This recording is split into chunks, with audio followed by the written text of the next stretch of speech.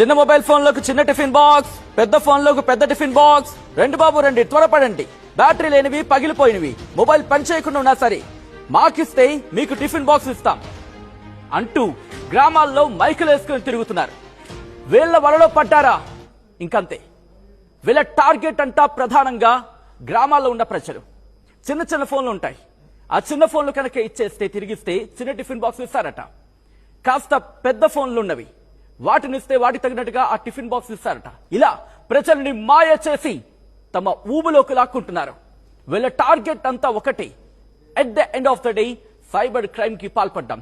ఎలా జరుగుతోంది, ఏం జరుగుతోంది మీకు నేను పూసకొచ్చినట్టు వివరిస్తాను. ఈ కథనాన్ని 10 మందికి చేరవేసే ప్రయత్నం చేయండి. ఎందుకంటే ఇది ఇక్కడికే పరిమితం కాదు, తెలంగాణకు మాత్రమే పరిమితం కాలేదు, మరి ముఖ్యంగా ఆ ప్రాంతానికి మాత్రమే పరిమితం కాలేదు. కర్ణాటకలో కూడా ఈ గ్యాంగ్ ఉంది. అసలు ఈ గ్యాంగ్ ఎక్కడి నుంచి వచ్చింది, ఎంతమంది ఉన్నారు, ఇవన్నీ కూడా మాట్లాడుకునే ప్రయత్నం చేద్దాం. మరి ముఖ్యంగా ఇలా వీళ్ళు అనౌన్స్మెంట్ చేసుకుంటూ ఉంటారు. అనౌన్స్మెంట్ చేసుకుంటూ ఊర్లలో తిరుగుతున్నారు. ఇది బీహార్ కు చెందిన ముఠా. బీహార్ కు చెందిన ముఠాను పోలీసులు అరెస్ట్ చేశారు. అమాయకమైన ప్రజలను గిఫ్ట్ బాక్స్ లో ఆశ చూపి ఫోన్లతో వాళ్ళ పర్సనల్ డేటాను దొంగలించడమే వీళ్ల పని. ఆ పర్సనల్ డేటా ఈ ముఠాకు చిక్కినప్పుడు వెంటనే ఆ ఇన్ఫర్మేషన్ తీసుకొని, ఇదిగో మేము బ్యాంక్ అధికారులం ఫోన్ చేస్తున్నామంటారు. లేకపోతే